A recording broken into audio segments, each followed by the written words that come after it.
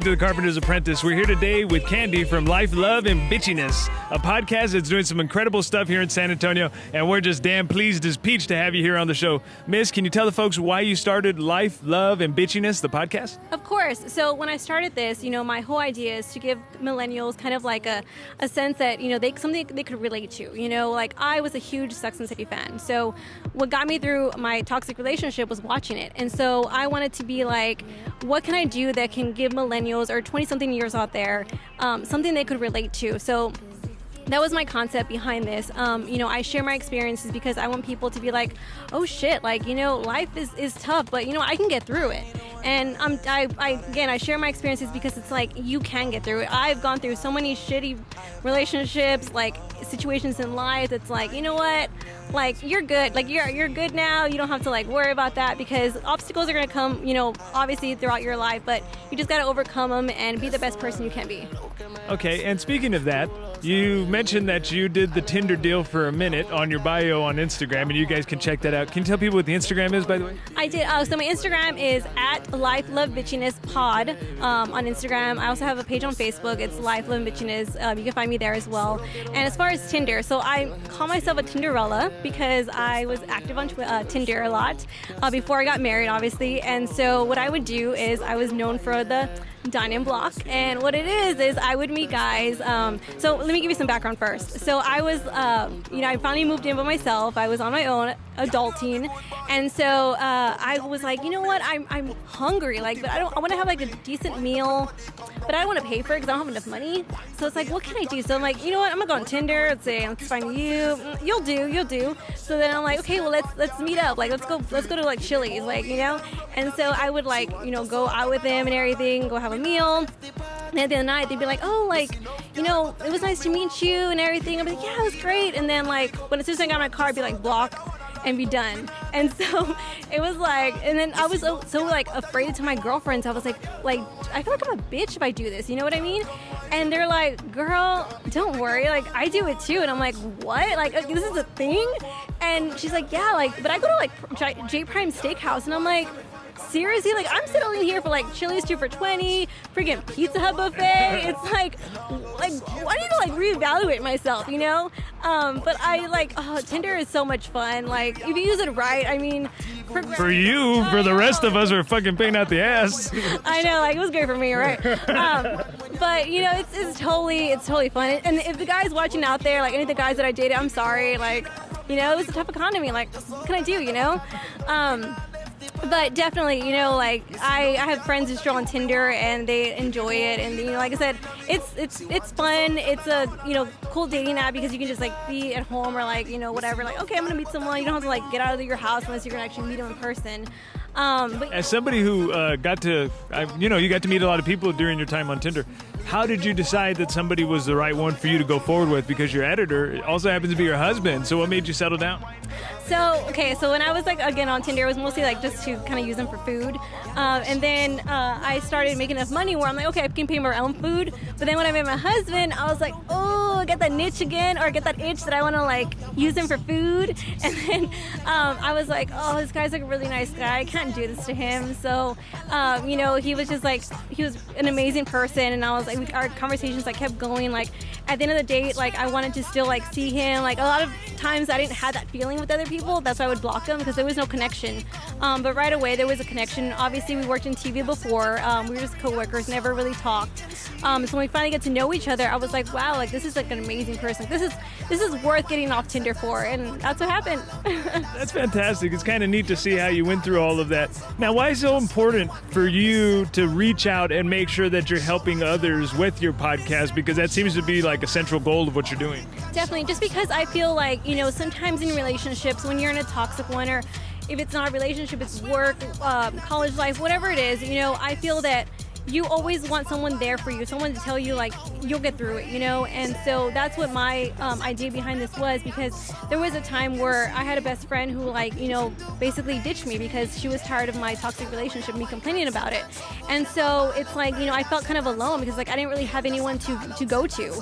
And so if a girl watching my podcast or hear my podcast is like, shit, like I'm going through that toxic relationship too, And I can relate, and I can, if she was able to get out of it, so can I. And so I just want to give some ideas to girls. It's like, you know what, it's not the end of the world. If you're in a toxic relationship, I understand it's hard to get out, because it was difficult for me as well. I kept going back and back and back after people told me, not to, but ultimately it's up to you. It's what, you can take so many people's advice, but at the end of the day, it has to be your decision. So what I hope is that... Why did you keep going back?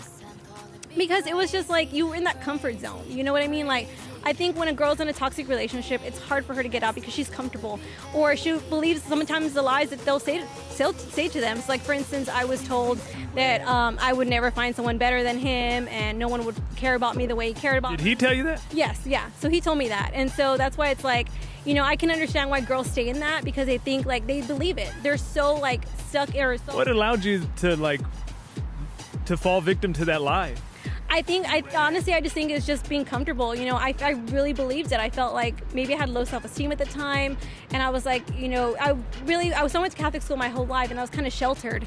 And so when I met this guy, I just got out of my most recent relationship, so I was kind of like in that mourning stage where I was like, it wasn't so much a rebound, but it was in that moment where it's like you wanted someone there and just like hang out with or comfort you. And I think he took advantage of that, and so he was able to kind of like capitalize on it and be like, oh well, like let's go out more, let's go out. And I took it as an assumption that he cared, and the thing is, he never committed for like 3 years, and I just was like, I had that feeling that I could change him. I think girls have. So wait a minute, can I ask you a question about that? Okay, so after year 1, were you like, maybe now, and then after year 2, like, did it get more intense at every year mark? Yes, like you really psych yourself out into thinking that, yes, like you can change him. You can be the one to change him. And I think that's what I felt. I felt that, no, like, this year's going to be better than next year, and new year, new me, you know what I mean? And it's like, it wasn't. It was just more, you just dug yourself deeper and deeper into that point where you're just like, fuck it, like I'm done with it. And you, like, it's, again, people can tell you so many times, but it has ultimately up to you to figure out when it's enough for you, when you can't like deal with it anymore. And that's when I was able to find my breaking point. And it's like, I can't deal with this anymore. Like, I want to focus on me. I want to better myself because I deserve to be happy. And that's the thing I want to share with girls. It's like, you deserve so much more than you think. I feel that we fall victim to these ideas that, we can only have so much, or we can only do so much, but your capabilities are so limitless. You are worth so many things, and if you settle, you're only shortening yourself of life, because there's so much you can do in this world. Like for me, I'm sure had I go back 3 years or 4 years from now, I would not be where I'm at hadn't I got out of the relationship. I'm sure I'd be in that toxic relationship. I'm sure he probably wouldn't have committed too. I'd be like 6 years later, I'm like, we're still here, But it's like, no, like you have to find your breaking point. You have to know when it's enough for you and when you have to be out of it, because at the end of the day, all that matters is you, and you have to figure out, who do you love more, him or yourself? And what is it like now for you to be embarking on this new endeavor with your wonderful husband, and you're doing all these amazing things? How does that feel now to look at that with the juxtaposition of what you were just describing to me? It's so like rejuvenating, so refreshing. I wake up in the morning, and I look forward to the next day because I see him, and it's like there's so much trust between him and I. Like, I don't have to worry about, like, I've never gone through his phone in all the 3 years we've been together. He's never gone through mine. We've built that trust where it's like, I think that we grew on friendship, and I think that's a lot of times people don't realize is you have to grow as friends first before you get into a relationship, and that's how we did it.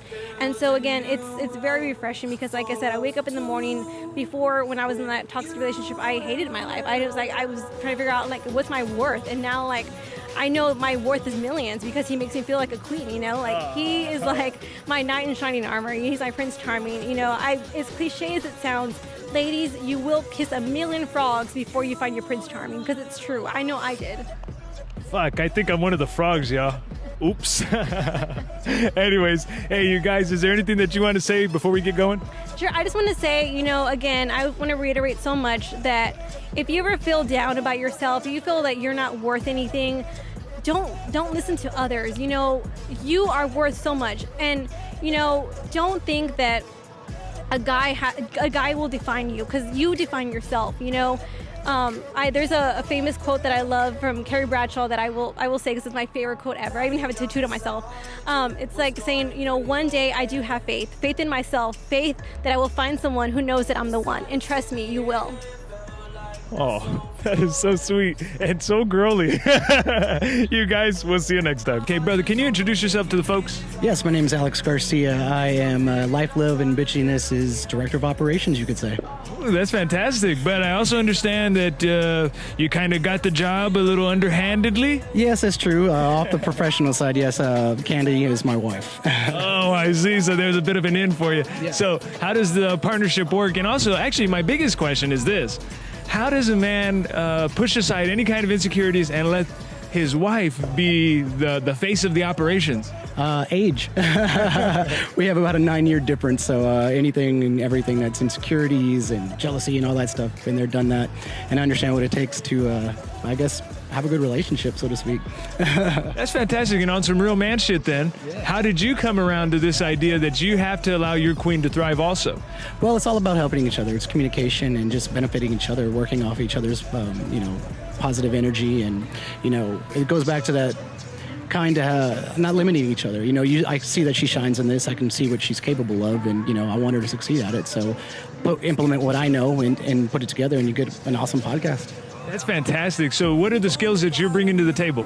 Well, currently, I have about 22 years of experience in television media, ranging from, the bottom to the top, video, audio, graphics, animation, writing, you name it. So I bring all that to the table. So everything that you see from as far as production side, the graphics, the animation, sound, it's all me. That's fantastic. How is it to be working with your wife? Oh, it's enjoyable. We kind of technically worked with each other before, but we were just simply acquaintances, coworkers, high and by in the hallways. So being able to work with her, as my wife and, my partner, it's awesome. A lot of the things that I would see in her work, not knowing her, are, coming true. I see them, they're becoming a fact because she has always projected herself as a good talent on air or just a good person overall. And seeing her do that, in front of a camera or behind a mic, it's awesome to see her do it. It's good, makes me feel proud.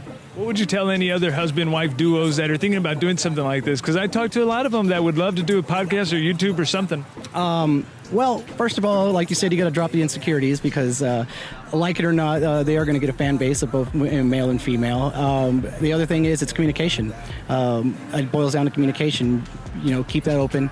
Ask her what she wants. Ask her, how you can help. Be supportive, even if she drives you crazy. Telling you to re-edit something 15 times or redoing takes like 15 or 20 times. That's a little specific, brother.